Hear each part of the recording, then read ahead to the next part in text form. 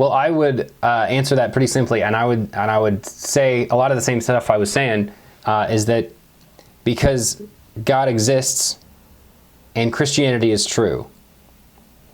So God exists and Christianity is true regardless of your feelings about it. And so God exists and Christianity is true.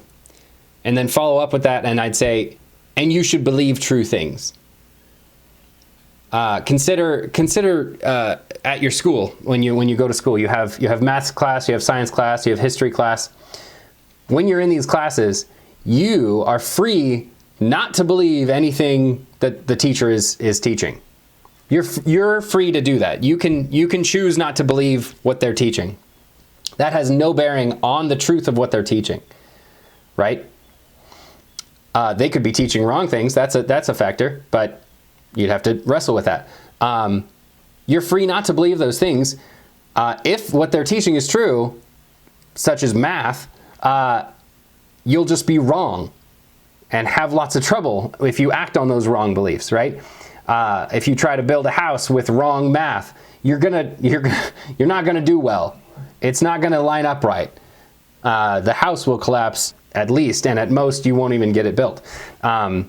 So same with Christianity. You're free not to believe in Christianity, but just like math, there's implications for not adhering to the truth.